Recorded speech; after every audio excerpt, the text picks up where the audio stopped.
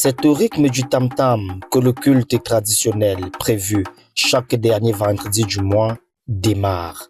Nous sommes au Musée national, précisément au pôle des détenteurs du pouvoir immatériel et des arts divinatoires.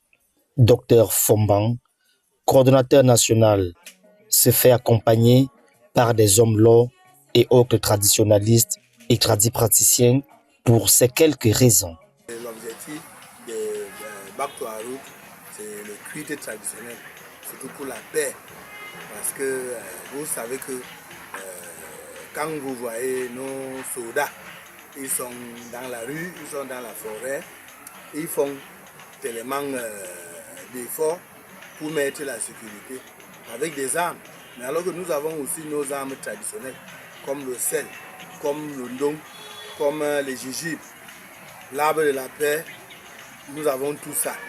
Et comme nous sommes les détenteurs que nos parents nous ont laissé cet pouvoir.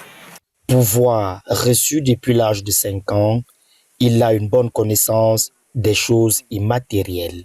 Lorsque j'avais 5 ans, que j'avais déjà la force pour marcher avec mes parents, c'est moi qui écrasais les remèdes parce que mes parents, comme je suis le dernier né de la famille, le père disait toujours que j'ai la main, parmi tous ces enfants, que j'ai la main de remèdes.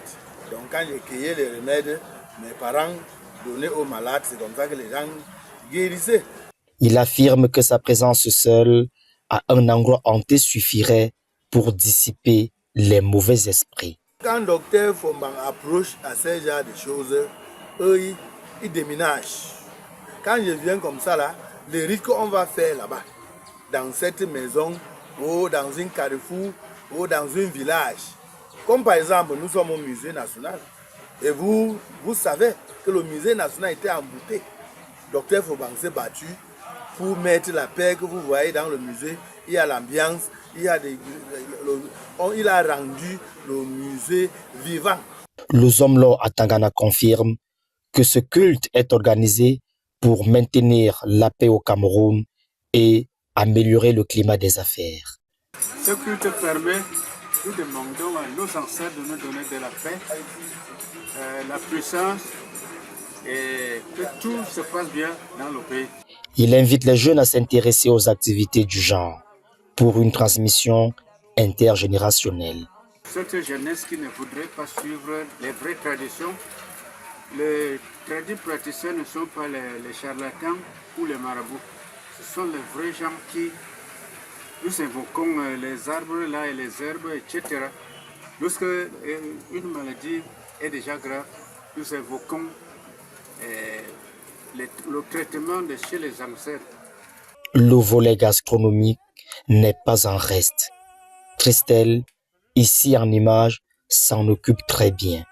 Arrivée il y a 2 ans, dans un état douteux, elle a trouvé la guérison, ce qui l'a d'ailleurs motivée à suivre cette formation. Je suis venue ici en tant que malade. Maintenant, lorsque j'ai trouvé ma guérison, j'ai donc décidé d'apprendre ce métier. Parce que je me suis dit que je peux aussi sauver les vies demain, comme on m'a aussi sauvé. Parce que si je n'arrivais pas ici, je mourrais. C'est la raison pour laquelle j'ai décidé d'apprendre ce métier. Le repas est déjà prêt. La fête prend son envol.